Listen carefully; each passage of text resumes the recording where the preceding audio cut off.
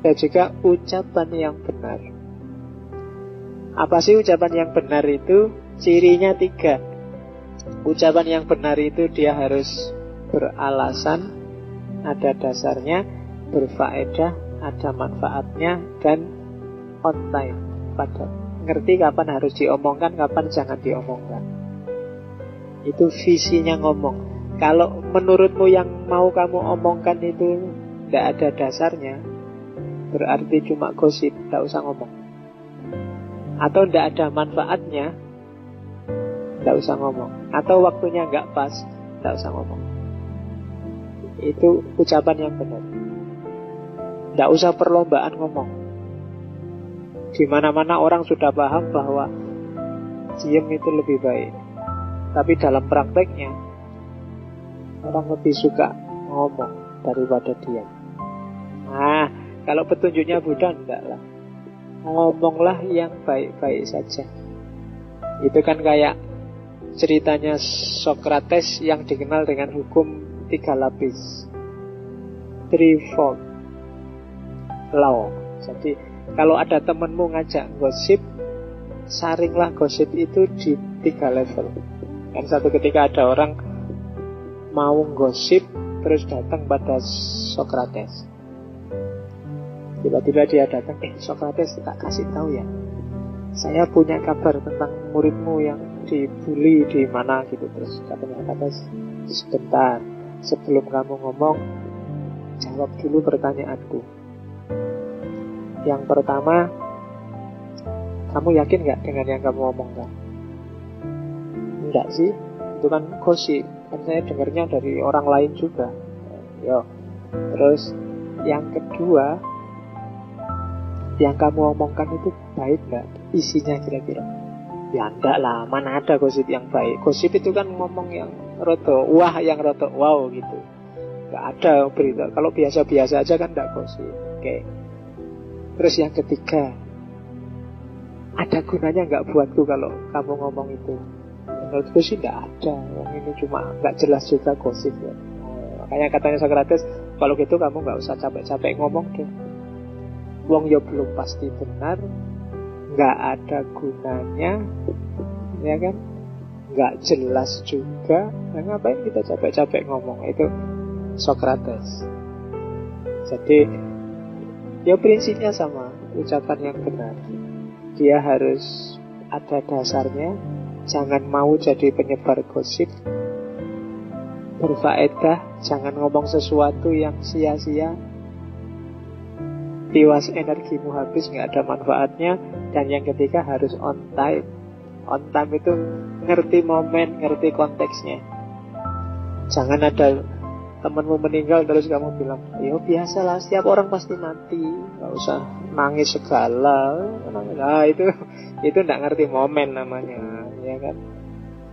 Ya, kalau ada temanmu diputus pacarnya misalnya, kamu yo ngerti momen, kamu nggak usah ngomong, wah, ya memang gitu, kamu jelek sih, pacarmu lah, iya itu kan. Ya ngomong jelek itu, loh Pak, saya ngomong jelek kan biar dia sadar dengan kondisinya Pak. Iya, tapi momennya ndak saat itu. Kamu harus ngerti momen. Nah, ya banyak orang pintar ngomongin ndak pas juga jadi blunder kan. Zaman dulu waktu ada tsunami, saya lupa itu ada Marzuki Ali yang ngomong, ya biasa lah, kalau punya rumah di tepi pantai ya harus siap kena tsunami. Loh itu bener, masuk akal. Cuma ya jangan pas orang kena tsunami bilang gitu, ya kan? Isinya benar tapi tergolong ucapan yang tidak benar. Karena apa? Waktunya tidak pas. Jadi harus nyari momen yang pas. Dan yang kamu ucapkan harus berfaedah. Jangan ngomong yang sia-sia. Kan banyak sekarang kan ngomong yang cuma dapat capeknya. Saya sering lihat banyak. Ini contoh ya. Kalau mungkin kamu jadi khotib atau jadi penceramah, usaha, ya kecuali kalau sedang latihan khotbah ya. Kalau memang sedang pengajian beneran, usahakan ngasih sesuatu yang bermanfaat pada audienmu. Tidak bolak-balik Ittaqullah, takwa itu menjalankan. Kabeh wong wis ngerti. Kecuali khutbah Jumat karena dia jadi syarat rukunnya. Tapi kalau yang momen-momen ngomong nyari yang berfaedah, bukan yang ngulang-ngulang yang tidak ada manfaatnya. Saya kasih tahu ya Bapak Ibu, Islam itu rukun Islamnya ada 5. Yang pertama syahadat itu. Ini penting loh ya, iya penting. Cuma mereka sudah ngerti, ngapain dikasih tahu. Ya, eman-eman energinya gitu loh. Yo, ambil aja satu tema yang kelihatannya mereka syahadat kok wis ayo diperdalam. Gimana sih memperdalam syahadat? Itu kan daripada kamu ngasih tahu yang dasar-dasar, itu pelajarannya anak SD kelas 1. Rukun Islam ada 5. Ya enggak apa-apa kalau cuma kamu sedang latihan khutbah atau sedang enggak punya materi kepepet harus khutbah, enggak apa-apa. Cuma untuk momen-momen yang butuh faedah banyak, ya manfaatkan sebaik-baiknya, itu mengemansipasi masyarakat. Ucapan yang benar. Oke. Sisa yang lain setelah ucapan yang benar nggak perlu saya jelaskan satu-satu, nanti waktunya habis.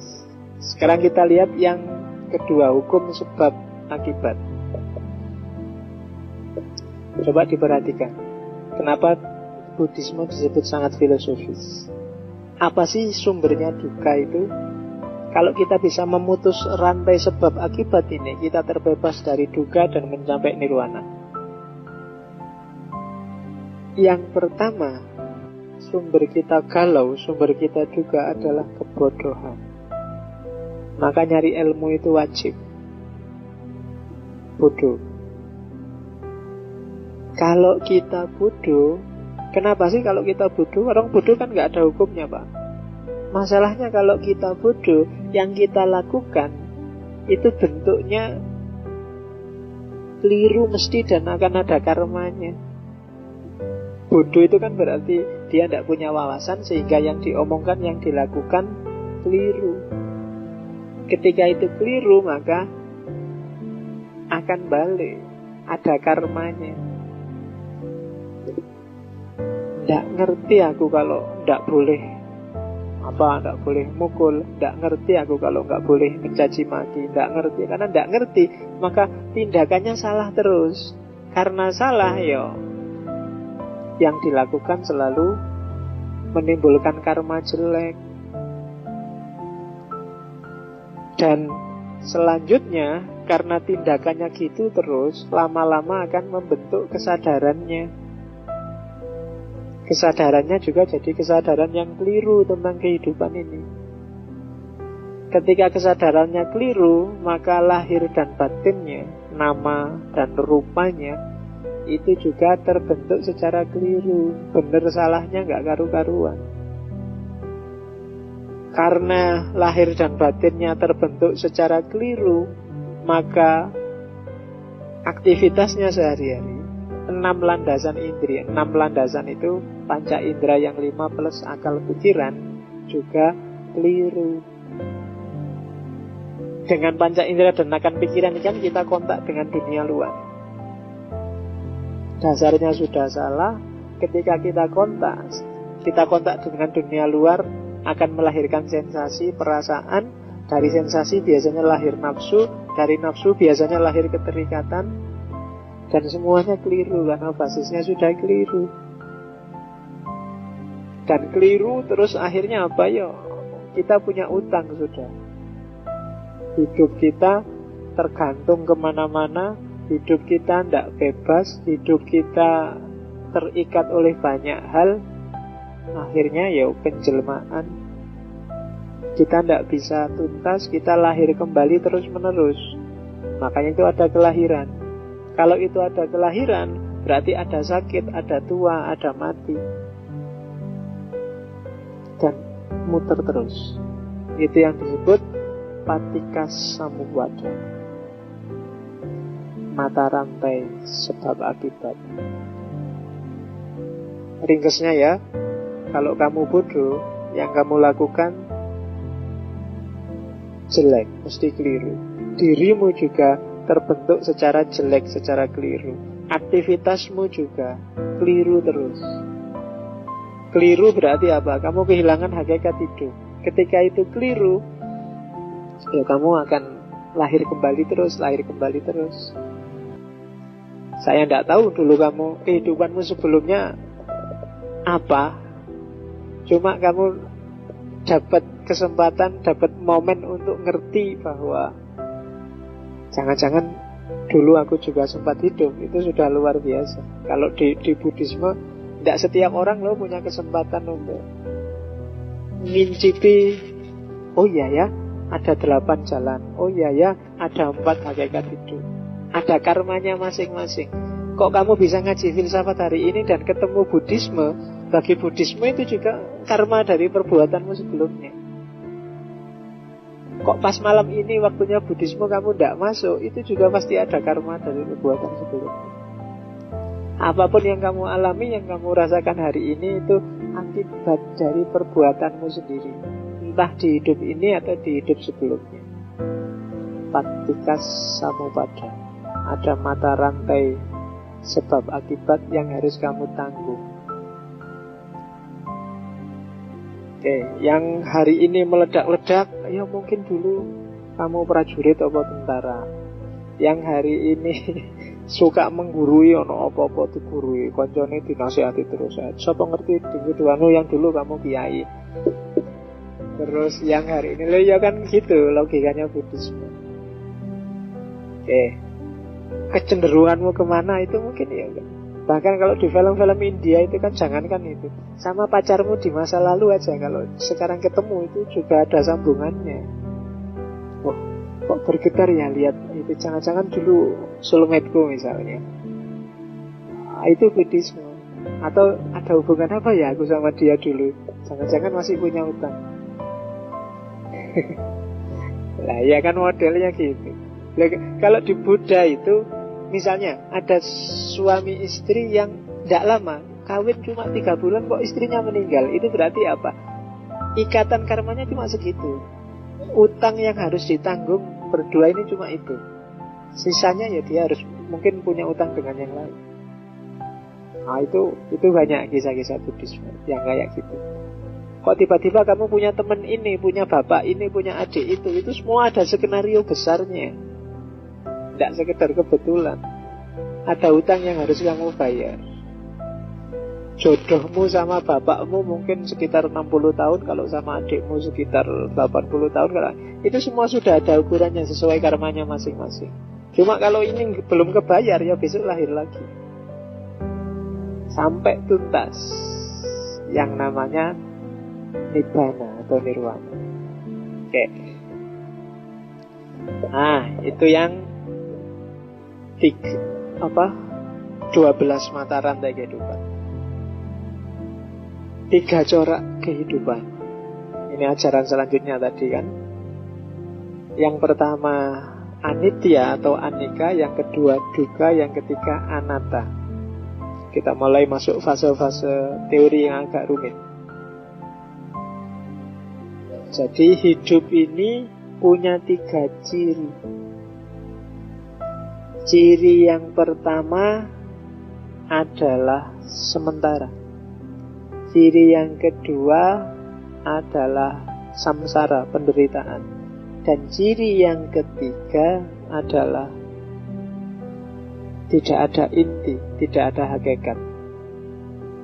Ini yang khas bedanya Hinduisme sama Buddhisme. Kalau di Hinduisme kemarin masih ada Atman, masih ada Brahman. Buddhisme tidak ngakuin itu. Kita lihat kenapa begitu. Cuma hidup kita katanya Hindu, yang pertama katanya Buddha, tidak kekal, sementara, menderita, dan tidak ada hakikat. Kita sendiri yang membentuk. Itu nama lain dari anatta. Nggak ada kok aslinya manusia itu baik apa jelek ya. Ya tergantung kamu. Kalau kamu melakukan perbuatan jelek ya berarti jelek. Kalau kamu melakukan perbuatan baik ya berarti baik. Tapi kan jiwa kita asalnya dari Allah. Tidak ada itu. Itu cuma konsepmu, katanya Buddha loh. Makanya nanti Buddha ini menginspirasi beberapa tokoh eksistensialis barat. Kierkegaard, Schopenhauer, itu banyak dipengaruhi oleh Buddhisme, termasuk Nietzsche. Jadi ada 3 karakter hidupmu itu. Kamu tidak kekal, kamu itu menderita, dan kamu itu tidak punya inti. Kamu sendiri yang menentukan nasibmu. Oke, dan ini nanti yang sangat berpengaruh di eksistensialismenya Heidegger. Bagi yang suka. Cuma kita sering tertipu. Yang pertama apa? Ketidakkekalan itu sering tersembunyi dalam kesinambungan. Biasanya diilustrasi di kitabnya Buddha itu pakai lilin. Lilin itu seolah-olah nyala yang tadi itu sama dengan nyala yang sekarang. Padahal itu mungkin api sekarang dengan api yang tadi itu sudah beda. Cuma karena kita lihat kesinambungan seolah-olah itu kekal terus-menerus begitu. Jadi sering-sering kefanaan itu tersamarkan oleh kesinambungan. Kita menganggap yang ilusi itu nyata. Yang kedua, penderitaan itu sering tersamarkan oleh perubahan. Kadang-kadang kita sendiri yang merubah. Ya kan? Hidup itu kan tidak nyaman. Tapi kadang-kadang kita bikin seolah-olah nyaman. Lagi-lagi ilusi kita bikin mengalahkan yang hakiki. Begitu ngerti bahwa besok mati, terus kamu bilang, alah Pak, ngapain sih besok? Ya besok, ngapain dipikir sekarang? Itu menyamarkan yang hakiki, menyamarkan kebenaran. Hidup sekali Pak, ngapain sih sumpek-sumpek? Ayolah kita seneng-seneng. Ilusi. Kita samarkan yang hakiki dalam ilusi-ilusi kita sendiri. Janjane kamu ngerti besok mati, tapi kan kamu, ya Pak, jangan ingin kan mati terus lah, bikin sumpek aja, mikir yang enak-enak aja kok. Nah, kita samarkan sendiri, sehingga kita tipu diri kita sendiri. Kita bikin ilusi untuk hidup kita sendiri. Oke, yang ketiga, ya, tidak ada hakikat, tidak ada yang inti. Semua adalah hasil perbuatan kita. Itu biasanya kita samarkan dengan konsep, kita samarkan dengan sosok, kita samarkan dengan ajaran, kita samarkan. Banyak sekali tipuan-tipuannya. Jadi itu yang selanjutnya. Nah, terus katanya Buddha, ya pokoknya perhatikan ya, hidup ini manusia itu komposisinya 5. Rupa, kesadaran, penyerapan, pikiran, dan perasaan. Namanya panca kanda. Jasmani dan rohani. Titik. Tidak ada jiwa yang hakiki. Tidak ada Tuhan yang di dalam. Tidak ada. Tidak. Itu konsep-konsep bikinan kita sendiri. Hidup kita adalah tarian-tarian kombinasi itu tadi, antara yang fisik dan yang batin. Yang batin itu kesadaran, penyerapan itu pemahaman, pikiran itu pengembangan, dan perasaan. Itu aja, dialektika itu aja hidup kita ini, katanya Buddha. Sehingga kalau kita lupa dengan ini, kita kehilangan hakikat hidup. Konsep-konsep, bahkan konsep Tuhan itu sering mereduksi hakikat ini. Kita sering lari ke Tuhan sehingga melupakan hakikat hidup kita sendiri. Makanya nanti ada konsep anatta atau anatman. Jadi lawannya atman. Maksudnya apa? Atman itu tidak ada. Hakikatmu itu tidak ada. Hakikat itu apa sih? Hakikat itu apa yang kamu lakukan tiap hari. Kalau kamu tiap hari pembohong, tiap hari berbohong, ya hakikatmu pembohong. Kalau kamu tiap hari curang, berarti ya jiwamu jiwa curang. Lah kalau di dalam dirimu ada Tuhan, apa ya kerasan Tuhan dalam dirimu yang curang itu? Tidak, katanya. Tidak ada jiwa yang khusus, yang beda dengan dirimu, tidak ada. Dalam diri kita ya dialektika itu tadi, pikiran, perasaan, penyerapan, dan seterusnya. Itu yang disebut anatman. Dan kepercayaan akan jiwa itu nanti yang jadi sering-sering jadi sumber keangkuhan, sumber egoisme. Orang jadi ingin menang-menangan. Karena aku adalah makhluk yang terbaik, karena aku ini orang penting, aku ini sumbernya aku itu ya karena ego tadi. Karena kepercayaan pada jiwa itu doktrin Anatman, anti pada konsep-konsep besar agama-agama tentang jiwa, termasuk juga tentang Tuhan. Jadi katanya Buddha ini nanti menginspirasi banyak filosof ateis barat, nggak bisa dijelaskan. Kalau memang yang dimaksud Tuhan itu loh ya, begitu dijelaskan kita akan terjebak dalam konsep-konsep, dan yang kita sembah akhirnya ya konsep itu. Maka teologinya Buddhisme, kalau kamu sebut Tuhannya ada nggak? Nggak ada. Meskipun karena di Indonesia dipaksa harus ada Tuhannya, jadi di Indonesia terus disebut ada Tuhannya, namanya Sang Hyang Adi Buddha. Pinterin yang kalian. Tapi sebenarnya tidak. Teologinya Buddhis itu teologi yang negatif, totally negatif. Negatif itu pokoknya Tuhan itu apa sih? Laisa kamislihi syai'un. Tidak bisa dijelaskan, sudah. Gak usah diomong. Begitu kamu omong bulet dewe nanti. Karena kamu akan terjebak oleh konsep-konsep. Yang penting tempuh perjalananmu dan kamu akan sampai pada state yang disebut nibbana tadi, yang itu karakternya karakter ketuhanan. Ya meskipun ada sih orang-orang Buddhis tertentu yang beralasan sebenarnya di Indonesia juga tidak harus kok agama ada Tuhannya. Toh sila pertama tidak bilang Tuhan yang Maha Esa, bilangnya ketuhanan yang Maha Esa.